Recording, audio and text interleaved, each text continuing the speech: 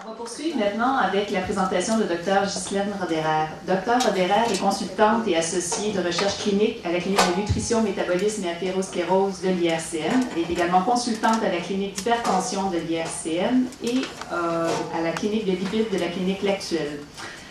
Elle a un intérêt particulier pour tout ce qui touche à l'athérosclérose, ses facteurs de risque et sa prise en charge. Donc, Dr. Roderer a fait un baccalauréat en physiologie à l'Université McGill, suite à quoi elle a entrepris un diplôme de médecine qu'elle a complété à l'Université de Montréal. Ensuite, elle a fait 4 ans de fellowship aux États-Unis dans le domaine de l'investigation non intrusive de la maladie vasculaire. Lors de son retour de Montréal, elle a poursuivi avec un doctorat en sciences biomédicales avec une concentration en lipidologie. Outre son implication clinique, elle participe au déroulement des études en recherche clinique et à la formation des étudiants et stagiaires dans le service de l'IRCN. Alors, Dr. Roderer va nous entretenir aujourd'hui préciser son titre, quelles sont les conséquences pour le patient d'être diagnostiqué hypertendu? Existe-t-il plusieurs sortes de médicaments? Comment fonctionne-t-il? Et comment le stress peut réagir sur les personnes hypertendues. Également, elle va aborder le sujet de l'activité physique. Est-ce souhaitable et à quel niveau? Dr. Roderer. Merci de venir. Bonsoir. Alors, pour faire suite aux bonnes nouvelles du docteur Larochelle, nous sommes tous voués à devenir hypertendus un jour. Mais la bonne nouvelle, c'est qu'on peut y faire quelque chose. Si on est hypertendu, on peut la juguler avec des médicaments et des changements d'habitude de vie. Et si on ne l'est pas encore, on peut retarder l'apparition de la maladie. Alors le problème de l'hypertension, c'est que, comme nous indique ici la Société d'hypertension de Belgique, c'est que souvent, le plus souvent, elle est asymptomatique, c'est-à-dire silencieuse, et vous ne la voyez pas, vous ne la sentez pas, mais elle est là, et il est important de la dépister, parce que elle n'est pas à prendre à la légère. Et c'est ce qui lui a valu son surnom de le tueur silencieux. Donc le dépistage de l'hypertension est très important. Quelle est la conséquence d'un diagnostic d'hypertension? Alors ça n'est pas tragique, mais c'est certainement une très bonne occasion de faire le point sur ses habitudes de vie. Alors c'est sûr que le stress est la plus fréquente cause évoquée quand on fait l'hypertension, mais il ne faut pas non plus sous-estimer l'impact d'un poids excessif, d'une mauvaise alimentation riche en sel, d'une consommation d'alcool excessive, d'une activité physique insuffisante. Et une fois qu'on a optimisé tous ces facteurs et qu'on est pris à prendre des médicaments, on se pose souvent la question, mais est-ce que je vais prendre ça à vie? Le stress. Alors, dans les années 1930, nous avons eu un grand chercheur à Montréal, en la personne du docteur Hans Selye, qui a été un grand pionnier dans le domaine de la recherche sur le stress. Alors, qu'est-ce que c'est que le stress? On l'a tous vécu. C'est en fait une réaction de notre organisme à un agresseur. Alors, le stress est quelque chose d'essentiel, d'utile, qui permet, en face d'une agression, de développer des outils qui nous permettent de nous retirer du danger. Le problème, c'est que lorsque cette agression persiste et que l'être humain rentre dans une période qu'on dit d'épuisement, à ce moment-là, ces mécanismes de défense sont complètement dépassés et le stress devient négatif. L'équilibre chez l'être humain est une structure qui est très fragile et qui implique la santé physique, la pensée émotive et la pensée cognitive. Et quand le stress est négatif et commence à induire des problèmes, c'est que cet équilibre est brisé. Alors, comment est-ce que le stress fait son effet? Comment est-ce que le corps réagit au stress? Eh bien, de deux façons. La première est à travers le système nerveux autonome, dit autonome parce que nous n'avons quasiment aucun contrôle dessus. Alors, c'est un système qui peut servir soit d'accélérateur ou de frein. Alors, au niveau de l'accélération, comme le ferait un stress, par exemple, une agression, vous auriez un effet au niveau cardiaque par des palpitations, au niveau pulmonaire par un souffle court, au niveau des glandes salivaires, une bouche sèche, comme vous pouvez voir que j'ai, Et au niveau oculaire, une dilatation de la pupille qui permet de mieux voir le danger. Donc ça fait partie des réactions positives. À l'inverse, le frein, qui pourrait être occasionné par de la méditation, par exemple, pourrait ralentir ces fonctions. Le deuxième facteur qui agit au niveau du stress et avec lequel le corps réagit, c'est au niveau de la sécrétion de ce qu'on appelle les hormones de stress. Merci.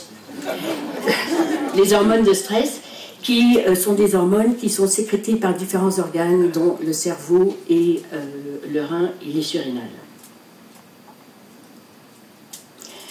Alors, comment est-ce que le stress contribue à l'hypertension? Eh bien, vous avez ici un diamètre normal d'une artère. Eh bien, le stress va rétrécir le diamètre de l'artère, donc va lui donner une résistance plus grande et va augmenter l'hypertension. Alors j'utilise cette diapo pour vous montrer un phénomène un petit peu particulier, mais qui relie bien le stress et l'hypertension artérielle. Alors elle est un petit peu compliquée, mais je vais vous demander de me suivre. Alors à l'horizontale, ici, vous avez la pression artérielle systolique mesurée en cabinet. Et le docteur Larochelle a bien montré que la valeur qu'il fallait maximale qu'on pouvait avoir en cabinet était 140. Alors tout ce qui est en dessous de ce 140 est considéré normotendu et tout ce qui est au-dessus du 140 est considéré hypertendu en bureau. Par contre, à la verticale, vous avez la mesure de pression mesurée à domicile. Et à domicile, ça n'est plus 140, le chiffre qu'il faut atteindre, mais 135. Alors vous avez ici, tout ce qui est en dessous du 135 est considéré normotendu à la maison, et tout ce qui est au-dessus du 135 est considéré hypertendu à la maison. Et vous avez cette case ici qui est de l'hypertension masquée. Et qui va être plus sujet à l'hypertension masquée? Cette hypertension étant donc une hypertension élevée à la maison, mais normale en cabinet.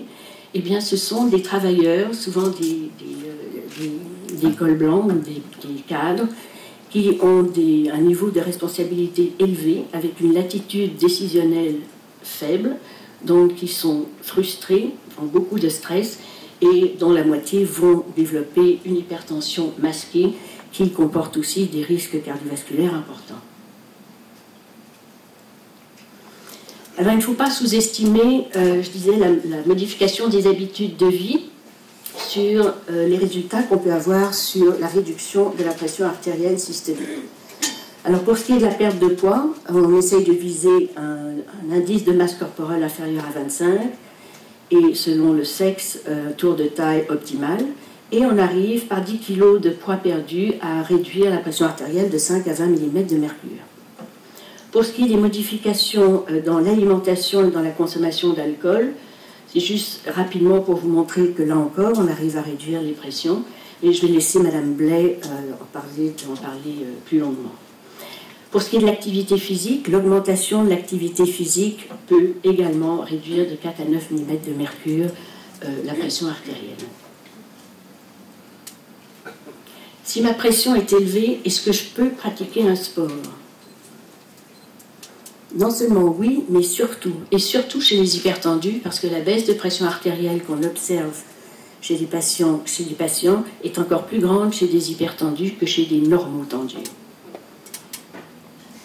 Il ne faut pas non plus sous-estimer les autres bénéfices majeurs, la perte de poids, l'amélioration de la capacité respiratoire, la préservation de la santé osseuse, le maintien de la masse musculaire. On peut prévenir le diabète. Chez les personnes un petit peu âgées, chez qui on a pu maintenir la masse musculaire, on va assurer une meilleure autonomie fonctionnelle et somme toute, une meilleure qualité de vie.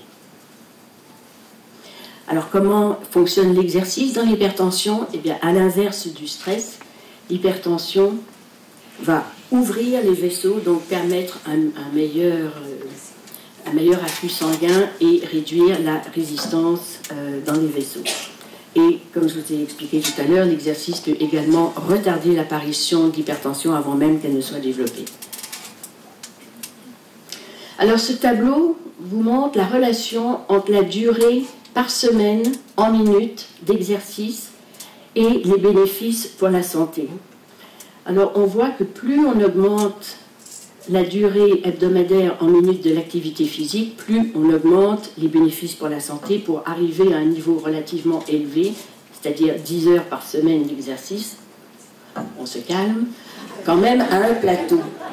Mais on remarque qu'il y a un espace clé ici qui est entre 200 et 300 minutes par semaine, ce qui correspond à 3 à 5 heures d'activité physique par semaine, qui offre le meilleur rapport exercice, temps d'exercice et bénéfices au niveau cardiovasculaire pour l'hypertension. Alors, est-ce que tout le monde peut se précipiter pour faire de l'activité physique? Non, il y a quelques précautions dont il faut tenir compte. Une pression artérielle plus élevée que 160 sur 100, traitée ou non traitée, vous devez aller consulter avant de commencer à faire de l'exercice. Si vous êtes porteur d'une maladie chronique, qu'elle soit cardiovasculaire, pulmonaire, comme de l'asthme par exemple, ou métabolique, comme par exemple du diabète, vous devez consulter avant. Ou si vous présentez des symptômes qui vous inquiètent, allez consulter pour être sûr que vous pouvez vous adonner à de l'activité physique. Alors, il y a deux types d'exercices qu'on recommande. Il y a les exercices cardiovasculaires, aérobiques, et, comme on verra tout à l'heure, les exercices de musculation ou musculaires. Alors, les recommandations sont une fréquence de 4 à 7 jours par semaine, à une intensité moyenne, c'est-à-dire où le pouce accélère à 70% de la fréquence cardiaque maximale. On verra tout à l'heure comment la calculer. Où on note un essoufflement, mais un essoufflement qui permet quand même de parler. Alors on recommande 30 à 60 minutes par jour en une séance, mais la bonne nouvelle c'est que lorsqu'on en fait, on peut segmenter en portions d'au moins 10 minutes pour avoir le même bénéfice dans la même journée, ce qui peut aider à incorporer plus facilement l'activité physique à la vie de tous les jours. Les exercices de musculation se font à raison de 2 séances par semaine, à une intensité de 50% de la capacité maximale avec des charges légères, à raison de 2 à 3 séries de 12 à 15 répétitions, en faisant des mouvements dynamiques, sollicitant des muscles importants et variés. Alors, les recommandations particulières en hypertension sont il faut débuter l'activité avec un échauffement de 5 à 10 minutes, d'une intensité légère et en mobilisant les articulations. La phase de récupération, de retour à la normale, également de 5 à 10 minutes, pour permettre au rythme cardiaque de ralentir et aussi pour prévenir les chutes de tension. Il faut surtout éviter de retenir sa respiration pendant l'effort, ce qui s'appelle un valsalva, parce que vous pouvez créer une augmentation rapide de la pression artérielle, et de bien faire attention quand vous forcez, vous expirez au lieu de bloquer. Pour les activités physiques de plus que 30 minutes, vous devez boire aux 15 minutes systématiquement. N'attendez pas d'avoir soif, vous devez absolument vous hydrater. Et si vous prenez des bêta-bloquants qui vont empêcher votre rythme cardiaque d'arriver à une certaine fréquence, alors vous allez utiliser la perception de l'effort qu'on va voir tout à l'heure et qui est facilement applicable. La voici, vous avez la perception de l'intensité en fonction de l'activité. L'intensité légère correspond à 60% de la fréquence cardiaque maximale, qui est calculée de cette façon-ci, 220 moins l'âge.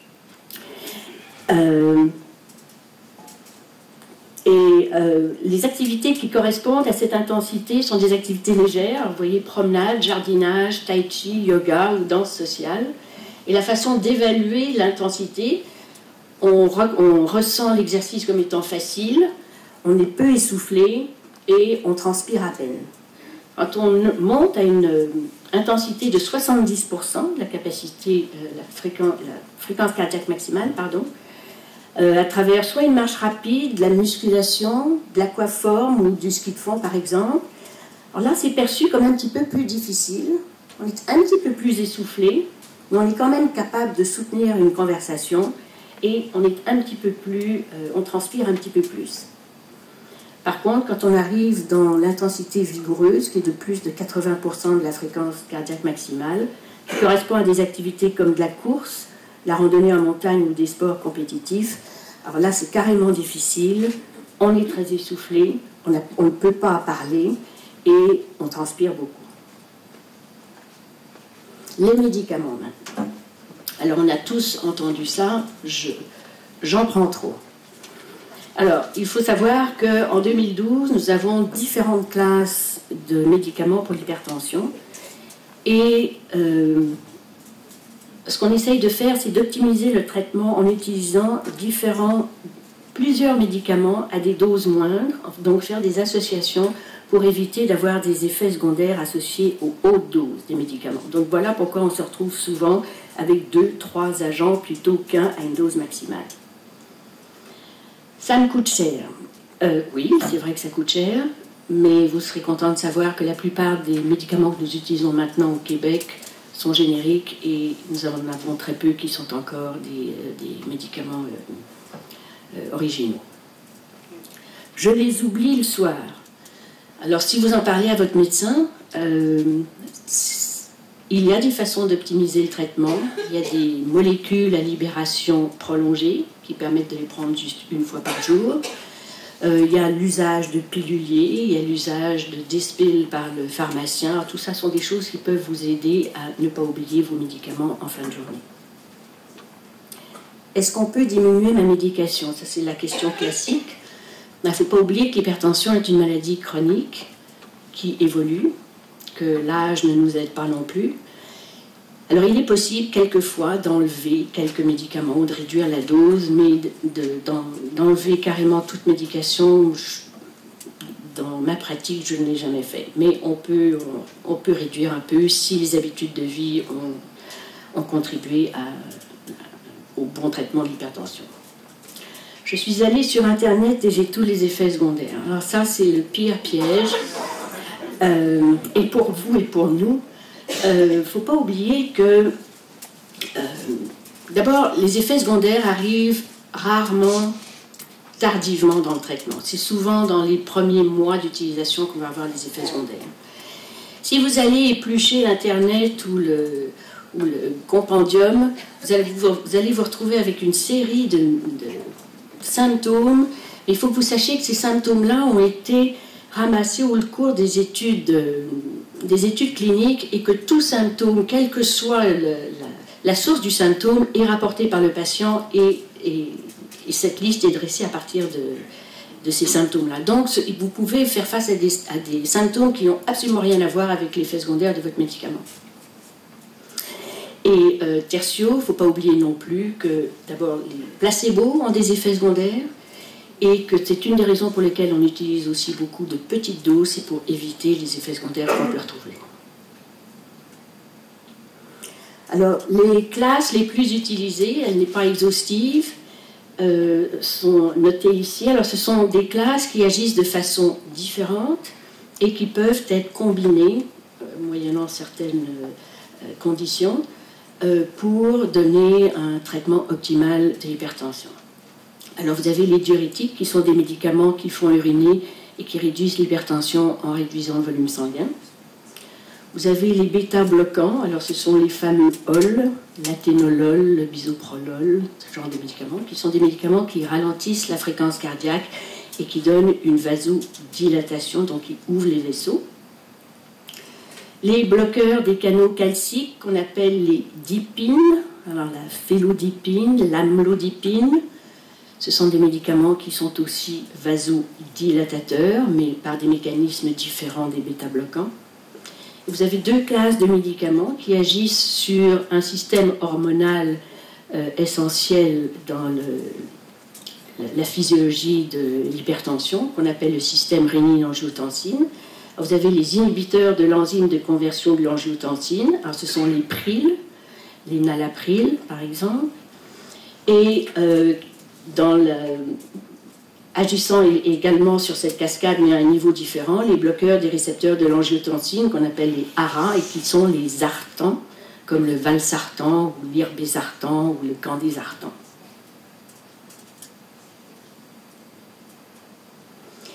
Alors voici une liste des effets indésirables potentiels. Je répète potentiels parce que vous ne les aurez pas nécessairement. Les effets indésirables potentiels généraux sont généralement attenants à une pression trop basse, donc un excès de médicaments, et sont faiblesse, étourdissement, fatigue.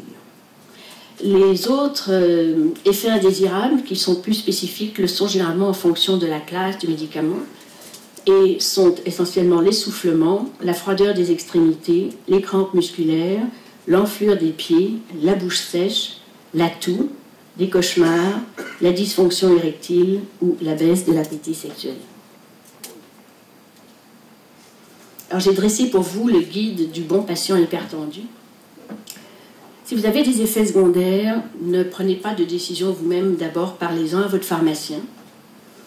Et ne cessez pas les médicaments avant d'en parler au médecin ou au pharmacien. C'est bien important que vous mettiez un professionnel de la santé au courant des effets secondaires, parce qu'il se peut que ce ne soit pas le médicament, mais l'association avec autre chose qui fasse que vous ayez cet effet, et c'est bien important de consulter. On recommande de suivre sa pression artérielle, mais évidemment, si ça ne vous cause pas de stress, si de prendre votre pression artérielle vous la fait monter, ce n'est pas nécessaire, laissez le soin au médecin. Évitez de faire de l'autotraitement. Si vous suivez votre pression artérielle et que vous trouvez qu'elle est trop basse ou qu'elle est trop haute, n'allez pas ajuster vous-même vos médications. Vous pourriez avoir des surprises sur le plan 1 de l'hypertension artérielle, mais ce sont des médicaments aussi qui peuvent avoir un effet métabolique, donc sur le sodium, le potassium, et c'est important que ceci soit monitoré par des prises de sang, donc ne faites pas d'ajustement de traitement. Restez bien assidus au suivi médical, aux analyses sanguines qui sont justement destinées à surveiller tous ces paramètres métaboliques dont vous ne pouvez pas vous rendre compte, et à la prise de médicaments. Donc voici en résumé la prise en charge de l'hypertension artérielle. Investissez-vous, vous êtes votre meilleur médicament, c'est votre santé, et n'oubliez pas que votre médecin et votre pharmacien et vous êtes des partenaires. Merci.